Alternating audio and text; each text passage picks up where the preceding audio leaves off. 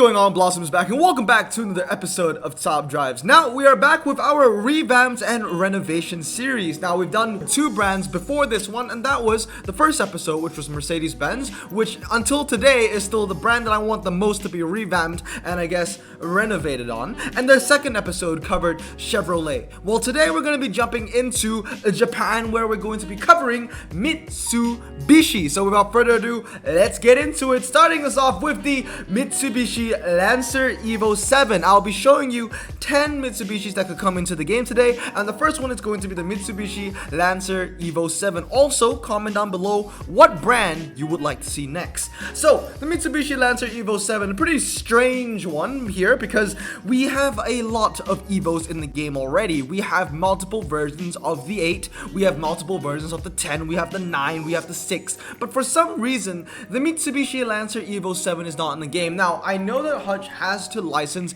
every single model for each brand that's in the game. So I think it's pretty interesting that Hutch went to Mitsubishi saying, hey, can we have all your Evos besides the 7?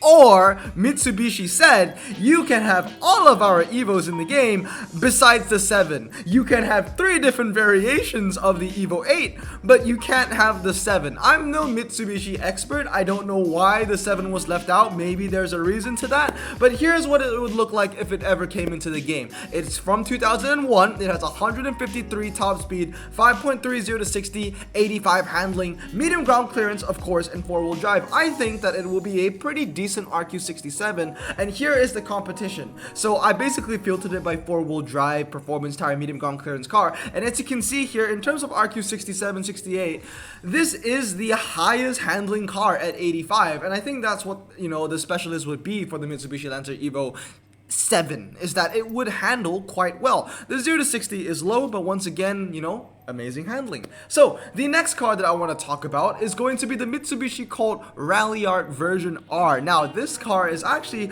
although it doesn't look very interesting to me, I'm not a fan of, you know, hot hatchbacks, I think that this would be a very, very good rare. 112 top speed, which isn't very high, 7.60 to 60, and 83 handling, front-wheel drive, and of course, medium ground clearance. So, here it is up against its competition. Once again, I filtered it by performance, tire, medium ground clearance, rare.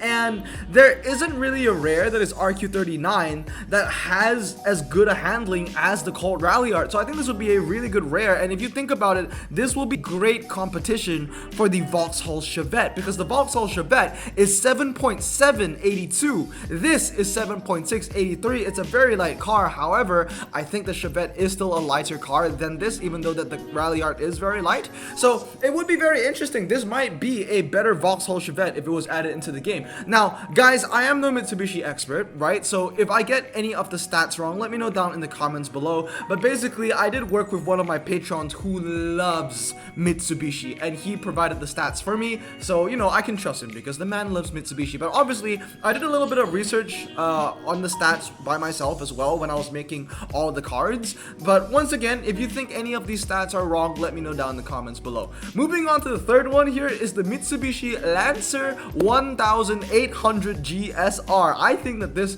would be a fantastic uncommon, even one of the best. 77 handling, 7.60 to 60. I mean, I would say that one of the biggest competitors to the Mitsubishi Lancer Evo 1800 would be, of course, the Volkswagen Up, because both of them are going to hit 85 handling if you max them out, and both of them have medium ground clearance. Now, I think that the Mitsubishi Lancer 1800 should have medium ground clearance. If all the epic Lancers have medium ground clearance, then this one should have it, right? Honestly, if it is medium ground clearance, I can even see this being a rare, like RQ30, RQ31, but if it is low, then it is RQ29. However, I kind of doubt that the longer I look at this picture. I have to say though, this is a good looking car that I made. The next one here is the Mitsubishi Debonair V, or version maybe, 3000 AMG. Now this one is pretty cool. I never knew this car existed until Adrian, who was one of my patrons who wanted me to do Mitsubishi for the series, sent it to me.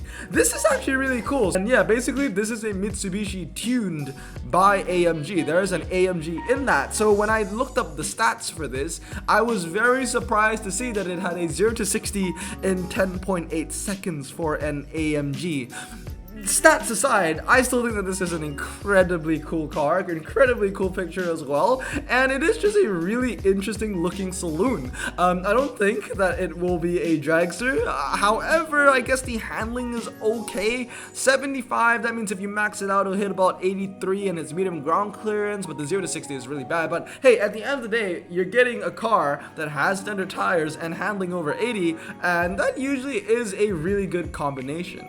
So next up on the list, we are going to embark in the off-roader selection. Obviously, when you think of Mitsubishis, you think of off-roaders, right? At least I do. So the first one here is the Mitsubishi Lancer 1600 GSR Rally.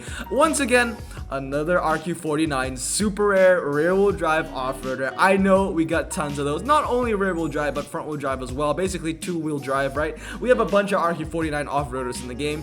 And unfortunately, this Mitsubishi is going to enter, if it ever comes with the game, into a very oversaturated, I guess, pool of cars, because it will be the same RQ as the Pajero and the Datsun 240Z and the Fiat Abarth and what are the ones, the Saicento, all those cars, right? Suzuki Swift, even though that's 48, you know, around that benchmark. Why I think this is 49 is because although the handling isn't as good as per se the 240Z, this has medium ground clearance. I mean, just look at this picture. This has medium ground clearance. And also, the 0 to 60 is relatively low, so I think it deserves RQ49. Next up on the off-roader list is the Mitsubishi Pajero Evolution. Is it Pajero or is it Pajero? Pajero? Pajero? Tomato, let me know down in the comments below. 130 top speed from 1997, 7.60 to 60, 77 handling, 4-wheel drive, and all surface tires. Honestly, I didn't really know how to give this a handling score. I just gave it 77 because it's Japanese, and apparently a bunch of Japanese SUVs that are ultra rare in top drives have 76, 77 handling. So I was like, okay, well, looking at this, it looks pretty, I guess, cute. I mean, it's pretty nimble. It has a short wheelbase. Honestly, I don't know why. I just thought 77 seemed right. If you think it's completely wrong and you think it should be 76 or 75, let me know down in the comments below. Next one on the list, however, is the Mitsubishi Galant VR4 Rally. We are getting higher and higher and higher on the list. We started off with a super rare off-roader, then an ultra rare, now an epic, and obviously we're gonna go legendary next. 132 top speed, 7.10 to 60, 83 handling, off-road tires, and 4-wheel drive. I think that this is a very good RQ69er. The 0 to 60 on this car is incredibly weak. However, the fact that it handles very well, 83 handling, I wouldn't expect nothing less from a Mitsubishi, and it has off-road tires and 4-wheel drive and medium ground clearance. That is enough incentive for it to be at least a lower tier epic, because it is going to be better than, you know, the 924 or maybe even the Lancia 037. I think it will be because of that 4-wheel drive drivetrain and that really, you know, impressive handling number. Take away the bad 0 to 60 that the Mitsubishi Galant VR4 has. I still think that this is going to be a really decent car, and I feel like it's a car that's in its own niche. There are not a lot of 4-wheel drive off-roaders that are RQ69 in the game. In fact, there are none that also handles that well, because I should say that there is a 4-wheel drive off-roader, and that is the Ford Raptor, but this one handles just incredibly better. The Ford Raptor obviously is high ground clearance, this is medium, but like I said, you know, there isn't really a car like the Mitsubishi Galant. If it comes into the game, it'll kind of be in a category of its own, so it'll be pretty interesting if this ever came into the game one day. But of course, let's go to the top, because we're going to be looking at the Mitsubishi